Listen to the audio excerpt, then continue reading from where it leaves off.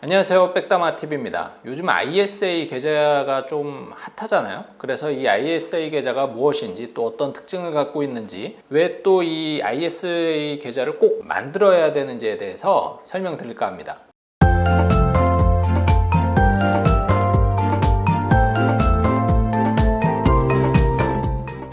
일단 ISA라는 게 인디비주얼 세이빙 어카운트의 약자로서 그냥 개인 자산관리 계좌입니다. 이게 혼돈하지 말아야 될 게 ISA는 어떤 금융 상품의 개념이 아니고 계좌거든요. 그러니까는 이 계좌 안에서 여러 가지 금융 상품을 다양하게 거래를 할 수가 있고, 또 세제 혜택이라든지 여러 가지 혜택을 부과하는 그런 하나의 계좌 개념이에요.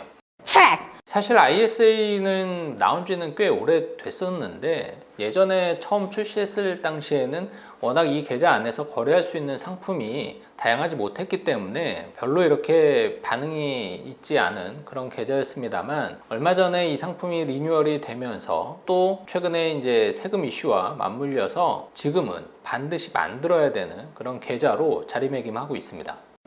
먼저 이 ISA의 핵심 특징을 좀 살펴볼게요. 첫 번째는 일단 세제 혜택입니다. 이 상품 안에서 상품을 거래하면은 비과세 혜택, 그리고 분리과세 혜택, 그리고 조금 더 길게 보면 세액공제 혜택까지도 주는 그런 좀 유용한 기능을 갖고 있고, 두 번째는 ISA 계좌 안에서 상품 거래를 했을 때 이 세금 부과를 할 경우 손익통산이 적용된다라는 점입니다. 손익통산이란 무엇이냐, 간단하게 말씀을 드리면 A와 B 펀드가 있을 때 A 펀드에서 만약에 수익이 300이 나고 B 펀드에서 수익이 마이너스 300일 경우에 소비자 입장에서는 번 돈은 없지만 A 펀드에서 수익이 났으니까 세금을 여기서 내야 되고, B 펀드에서는 세금을 안 내고, 이게 조금은 황당한 부분이었죠. 결과적으로는 돈 번 게 없는데 세금은 내야 되니까. 즉 이게 왜 문제였냐면은 이렇게 수익과 손해가 합산 적용을 해주지 않았어요, 그동안에. 하지만 이제는 이 ISA 계좌 안에서 금융상품을 거래를 할 경우에는 그 안에서 발생된 수익과 손실을 합쳐서 세금이 부과가 되기 때문에 이 손익통산을 잘 활용을 할 경우 불필요하게 세금을 내지 않아도 되는 그런 이점을 갖고 있습니다. 다음으로 ISA의 투자 가이드에 대해서 좀 살펴볼게요. 일단 가입 자격은 만 19세 이상 거주자면 누구나 가능하고, 15세 이상 19세 미만의 근로자일 경우에도 가입이 가능합니다. 물론 뭐 이 부분에 해당하는 분들은 많지는 않을 것 같아요. 그리고 ISA 계좌에 가입이 안 되는 사람들도 있습니다. 사실 진짜 찐 부자들은 가입이 안 되는데, 왜냐면은 직전 3개년도 중에 만약에 한 번이라도 금융종합과세 대상자였다라면은 이 ISA 계좌에 가입을 할 수가 없어요. 근데 금융소득종합과세 대상자가 되려면은 1년에 금융소득이 2천만 원이 넘어야 되기 때문에 그냥 예금 이자를 고려했을 때 최소한 10억 이상의 자산을 갖고 있어야지만이 이 금융종합과세 대상자가 되기 때문에, 앞서 말씀드린 것처럼 이 찐부자들은 이 ISA 계좌를 만들 수가 없습니다. 저도 이 계좌를 못 만들었으면 좋겠어요.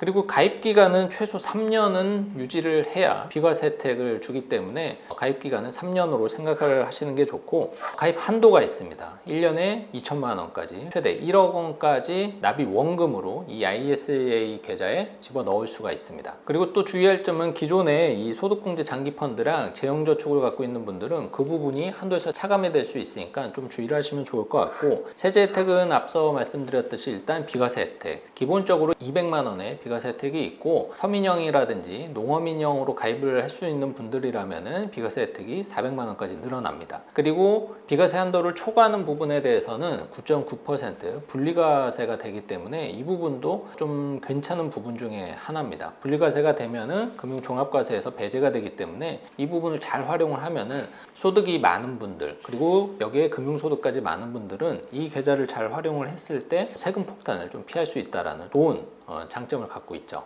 그리고 세액공제는 사실 이거를 흔히 받을 수 있는 혜택은 아니지만, 어쨌든 ISA 계좌가 만기가 되고 이거를 다시 나중에 연금저축 계좌에 집어넣을 수가 있는데, 그때 납입금액의 10% 한도는 300만 원까지 세액공제를 해주니까 노후준비 측면에 있어서는 ISA 계좌를 활용하면은 좀 괜찮은 결과물을 만들어낼 수 있을 것 같아요. 자, 그리고 ISA 관련해서 좀 자주 하는 질문에 대해서 제가 설명을 좀 드리도록 할게요.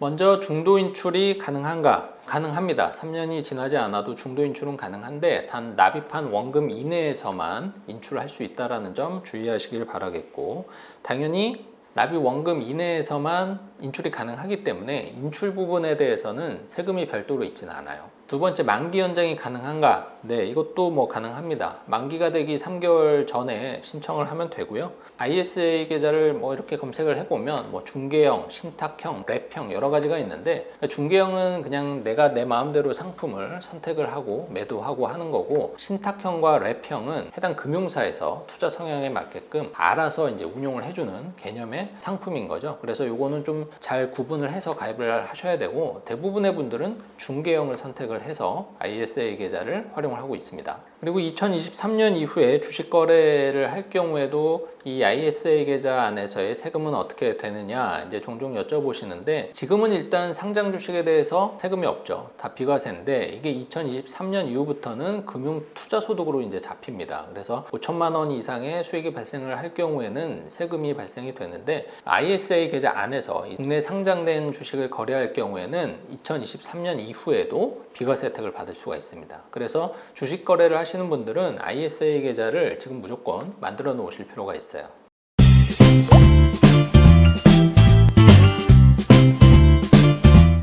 자, 그럼 이런 ISA 계좌를 왜 꼭 만들어야 하는지 거기에 대해서 좀 말씀을 드리면, 첫 번째는 안 쓰면은 사라지는 한도 때문입니다. 이제 사실은 뭐 사라지는 개념까지는 아니지만 ISA 계좌에는 1년에 최대 2천만 원까지 넣을 수가 있는데, 이게 매년 한도가 새로 생기는 개념이거든요. 그러니까 만약에 2023년도에 내가 주식 거래를 하기 위해서 자금을 지금부터 열심히 모으고 있는데, 23년 이후부터는 국내 주식에 대해서도 양도소득세가 부과된단 말이죠. 그래서 그 전에 내가 비과세 혜택을 주는 ISA 계좌를 활용을 하면 좋겠다라고 생각을 하고 계신 분들 많은데, 이 계좌를 지금 만들어 두지 않으면은 23년도에는 2천만 원까지밖에 납입이 안 되는 거죠. 지금 만들어 두셔야 올해분 2천만 원, 내년 추가해서 4천, 23년도에까지 합치면은 총 6천만 원을 납입을 할 수가 있거든요. 그렇기 때문에 뭐 ISA 계좌 만들어 둘 때 뭐 꼭 돈 넣어 놓을 필요도 없고, 또 돈이 또 나가는 그런 개념의 상품도 아니기 때문에 꼭 미리 만들어 두셔서 한도를 여유 있게 좀 미리미리 확보해 둘 필요가 있다라고 말씀을 드리고 싶습니다.